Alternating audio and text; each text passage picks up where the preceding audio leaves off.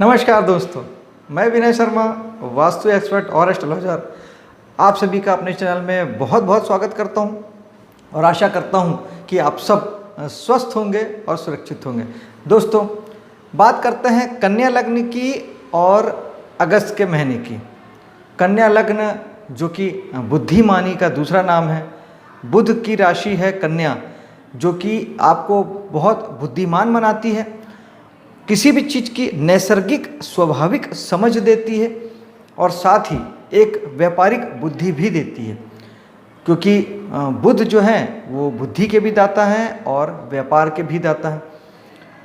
इस महीने 18 तारीख से मंगल आपके लग्न में आएंगे।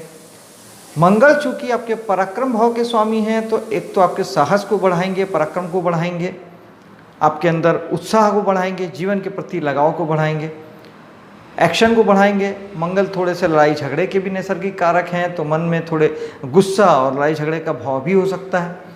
और अष्टमेश भी है मंगल, तो अष्टम भाव किसी प्रकार की खोज का होता है, तो आप कुछ रहस्यों से जुड़ेंगे, कुछ खोजने की कोशिश करेंगे, कुछ ढूंढने की कोशिश करेंगे, कोई भेद लेने की कोशिश करेंगे।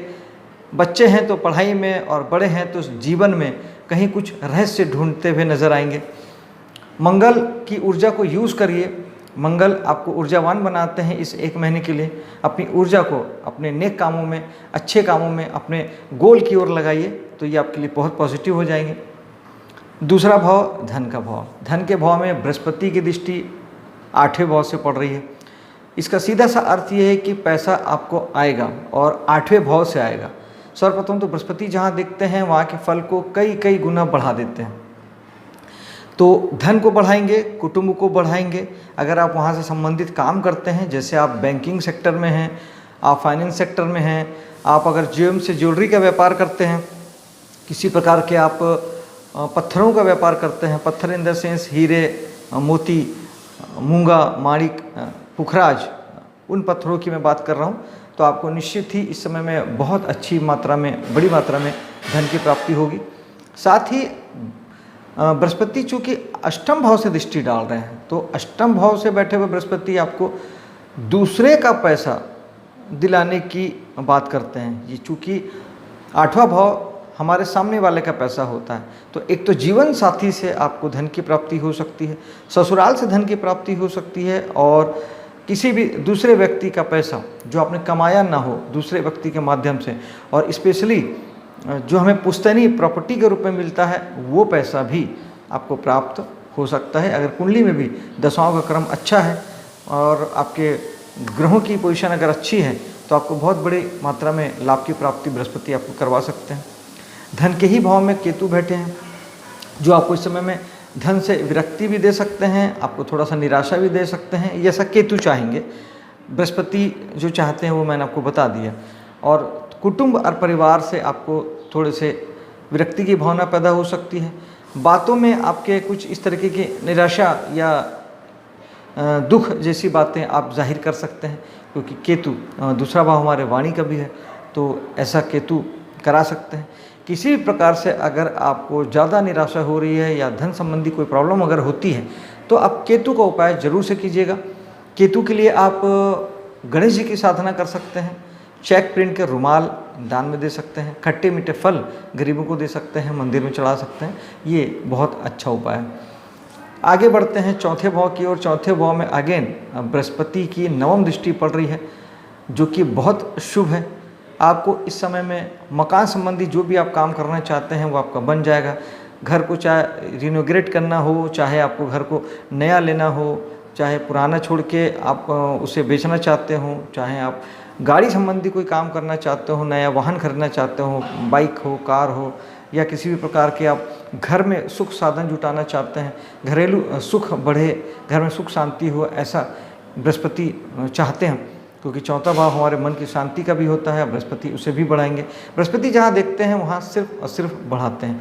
तो निश्चित ही आपके घरेलू एटमॉस्फेयर में, घर की जगह पे, आपके निजी परिवार में जहाँ आपके पत्नी, पति और बच्चे आते हैं, वहाँ आप बहुत अच्छा वक्त अभी आप व्यतीत कर रहे होंगे और करेंगे। पंचम के स्वामी शनि हैं, जो कि अपने मूल त्रिकोण राशि कुंभ राशि में 6ठे भाव में बैठ गए हैं। अपने से दूसरे भाव में जाना हर ग्रह को शुभ करता है, लेकिन ये भाव छठवा है, तो पंचम के स्वामी का छठे में जाना संतान से थोड़ा सा वाद विवाद की स्थिति पैदा कर सकता है। कला जगत में, कला फील्ड में अगर आप जुड़े हैं, नृत्य से, गीत से, संगीत से, चित्रकारी से, पेंटिंग से, किसी भी प्रकार का आप कुछ कला संबंधी कोई भी आप काम करते हैं, तो वहाँ आपको किसी प्रकार के थोड़े से वाद विवाद की स्थितियाँ बन सकती हैं, क्योंकि पंचम भाव के स्वामी के छठे में जाना एजुकेशन को लेके, एजुकेशन के लिए, कंपटीशन के लिए बहुत अच्छा समय है, क्योंकि छठा भाव कंपटीशन का होता है, पंचम भाव एजुकेशन का होता है। तो इस समय में जो लोग कंपटीशन एग्ज़ाम देंगे, क्योंकि शनि इस समय बहुत बलवान हो गए हैं, वो स्वयं कुंभ राशि में हैं, तो राशि से वो अपने ही राशि में बैठने से वो बहुत बलवान हो जाते हैं और ये आपको एक अच्छे फल की ओर लेके जाएंगे। और शनि स्वयं चूँकि पंचम के स्वामी हैं और छठे भाव के स्वामी हैं, तो शनि जहाँ से जुड़ते हैं वहाँ के लिए आपको मेहनत ज़्यादा करना होता है। तो पंचम भाव को लेके यानी संतान के प्रति आपको ज़्यादा ध्यान देना पड़ेगा, ज़्यादा अनुशासित होना पड़ेगा।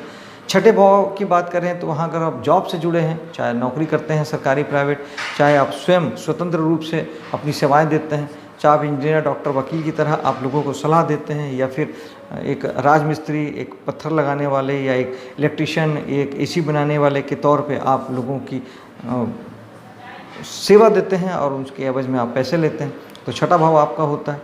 शनि यहाँ स्वयं की राशि में बलवान है, शनि जहाँ बैठते हैं उस घर को भी सेफ करते हैं, बलवान करते हैं, ताकत देते हैं, तो छठे भाव को बहुत मजबूत बनाएंगे। नौकरी आपकी बनी हुई रहेगी, सब कुछ बेहतर चलेगा। जिनके पास नौकरी नहीं है उन्हें नौकरी मिल भी जाएगी, लेकिन आपको हार्ड वर्किंग होना पड़ेगा, कठिन श्रम परिश्रम का आपको करना पड़ेगा। और दूसरा, शनि फिर हर चीज़ को मजबूत बनाएंगे, आपके शत्रुओं को भी शनि मजबूत करेंगे, लेकिन आप में भी वो बल देंगे कि आप उनसे प्रतिस्पर्धा कर सकें, और कर्ज़े को भी मजबूती देंगे। यानी अगर इस समय में आपने कर्ज लिया तो कर्ज मजबूती से आपको पकड़ लेगा, तो कर्जों से, असतुरता से बचना बेहतर है। और साथ ही सप्तम भाव की ओर चलते हैं। सप्तम भाव में मीन राशि पड़ती है बृहस्पति की, यहाँ के स्वामी बृहस्पति चले गए हैं अपने मित्र की राशि में 8वें भाव में। 8वां भाव अच्छा नहीं होता कुंडली के लिए, हमारे लिए दुख, तकलीफ, रुकावट, चिंता, बाधा, परेशानियों का होता है। और सप्तम भाव हमारे बिजनेस का होता है, जीवन साथी का होता है। तो जीवन साथी को लेकर और बिजनेस को लेकर आप कुछ समय से तकलीफ में होंगे, कष्ट में होंगे, और जब तक बृहस्पति यहाँ हैं ये तकलीफ और कष्ट तो बना ही रहेगा। लेकिन राहु कहीं ना कहीं बृहस्पति के फल को खराब कर रहे हैं, यानी राहु गुरु चंडाल योग बना रहे हैं और अष्टम भाव में राहु अक्टूबर तक बृहस्पति के फल को खराब करेंगे। तो ये एक पॉजिटिव हो गया कि वो जो बृहस्पति जो हमें खराब फल दे रहे थे, अब उनके फलों में कमी आ जाएगी। यानी एक खराब आदमी हमारे खराबी को एक हर लिया, इस प्रकार से आप इसे समझ सकते हैं। विपरीत राजयोग जिसे हम कई बार कह देते हैं कि राहु जैसा ग्रह 8वें भाव में हमें अक्टूबर तक इस स्थिति को बनाए रखता है। राहु स्वयं में चिंता, परेशानी, रुकावट, बाधा है, 8वां भाव भी रुकावट, बाधा है, चिंता, परेशानी है। तो इस समय में बेहतर है कि अगर आप राहु को यूटिलाइज करते हैं, यानी कम से कम मेडिटेशन करते हैं और एक सूखा नारियल बहते जल में महीने में 1 बार 2 बार अगर आप बहा देते हैं, तो ये राहु के लिए एक बहुत अच्छा उपाय हो जाता है। और ऑलवेज हमें राहु और केतु को ठीक करके रखना ही चाहिए, क्योंकि गोचर में तो ये लगातार किसी न किसी राशि में तो रहते ही हैं। हर 1.5 साल में ये राशि चेंज कर लेते हैं, कहीं गायब तो हो नहीं जाते। तो हमें राहु और केतु को लगातार सॉर्ट आउट करते रहना चाहिए, ठीक हमें करते रहना चाहिए। आगे बढ़ते हैं आपके दसम भाव की ओर। दशमेश बुध 12वें भाव में इस पूरे महीने रहने वाले हैं, तो यानी वो आपको विदेश व्यापार से जोड़ सकते हैं, विदेशी किसी प्रकार के कमाई से आपको जोड़ सकते हैं। फेसबुक, यूट्यूब, गूगल, इंस्टाग्राम से जो लोग जुड़ के काम करते हैं उनके लिए बहुत अच्छा है। और जो लोग भी आयात निर्यात के व्यापार से जुड़े हैं, किसी प्रकार के इस समय में अगर आप विदेश से जुड़ के कोई काम करना चाहते हैं, विदेशी कोई फ़ायदा लेना चाहते हैं, कोई किसी विदेशी संस्थान को आपको हेल्प चाहिए, उसके लिए ये बहुत अच्छा वक्त है। और अगर आप इस तरीके के कामों से नहीं जुड़े हैं, हॉस्पिटल उद्योग से आप नहीं जुड़े हैं, तो इस स्थिति में बुध थोड़े से आपके काम धाम में आपको कोई डिस्टर्बेंस ला सकते हैं, रुकावट और परेशानी दे सकते हैं, क्योंकि 12वां भाव हमारे खर्च का होता है। तो ये आपको काफ़ी बिजनेस के सेक्टर में, बिजनेस की जगह में या आपके कर्म की जगह में आपको कुछ पैसे आपके खर्च करवा सकते हैं। आपके बुद्धि विवेक से आप निर्णय करके जहाँ वाजिब है वहीं पैसों का खर्च करेंगे, क्योंकि बुध व्यापारिक बुद्धि को दर्शाते हैं। चलते हैं हम एकादश भाव की ओर। एकादश भाव में सूर्य पहले 16 तारीख तक रहेंगे। तो चूँकि 12वें भाव के स्वामी हैं सूर्य और एकादश भाव में आ जाएंगे, तो दोस्तों यारों और समाज को लेके थोड़े से आप समय का खर्च करेंगे या अपना काफ़ी वक्त उन्हें देंगे, या काफ़ी आपकी ऊर्जा जो है वो दोस्तों यारों के पीछे और समाज के पीछे लगने वाली है।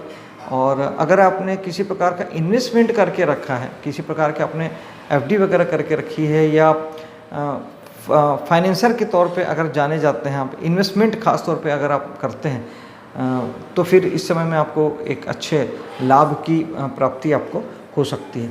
साथ ही अगर 12वें भाव की बात करें तो शुक्र यहाँ 7 तारीख तक 7 तारीख के बाद आएंगे। शुक्र एक्चुअली में 12वें भाव में आपके हैं सिंह राशि में 7 तारीख तक, फिर यहाँ से वक्री होके ये वापस एकादश भाव में आ जाएंगे। तो भाग्येश का आपके एकादश भाव में आना ये एक बहुत अच्छा योग है, जहाँ आपको भाग्य से लाभ की प्राप्ति शुक्र कराएंगे। लग्जरी सुविधाएं आपको बहुत सारी मिल सकती है, गाड़ी घोड़ा और कपड़े जूते चप्पल, इन सब के आपको फ़ायदे हो सकते हैं। और शुक्र नैसर्गिक धन के कारक भी हैं, तो बहुत सारे धन की प्राप्ति लाभ के रूप में आपको इस महीने शुक्र 7 तारीख के बाद, और वो भी वक्री शुक्र हैं, तो फलों में इनकी बहुत तेज़ी आ जाएगी। और वक्री ग्रहों के पास एक चेष्टा बल भी होता है, तो चेष्टा बल से भी उत्प्रोत शुक्र रहेंगे। तो काफ़ी हद तक आप ये उम्मीद कर सकते हैं कि दोस्तों के माध्यम से, समाज के माध्यम से बहुत अच्छे लाभ की प्राप्ति आपको हो सकती है। और आगे चलें 12वें भाव में, तो 12वें भाव में इस समय में 4 ग्रहों का प्रभाव है, और 12वां भाव हमारे खर्च का होता है, नुकसान का होता है।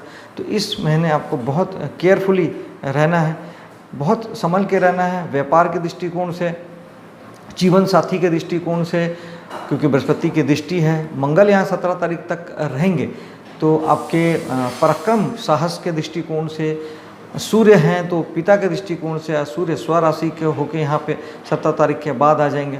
तो पिता को लेके ये सब आपको बहुत थोड़ा सा इस महीने संभल के रहना है, क्योंकि 4 ग्रहों का प्रभाव 12वें भाव में इस महीने थोड़े से ही आपके खर्चों को भी बढ़ाता है। और चूंकि वहाँ सब ग्रहों की दृष्टि 6ठे भाव में पड़ेगी, तो अगर 6ठे भाव में आप जॉब नहीं करते हैं, उस स्थिति में आपके ऋण रोग और शत्रु, यानी आपके शत्रु बलवान हो सकते हैं, कर्ज बढ़ सकता है, बीमारियाँ बढ़ सकती हैं।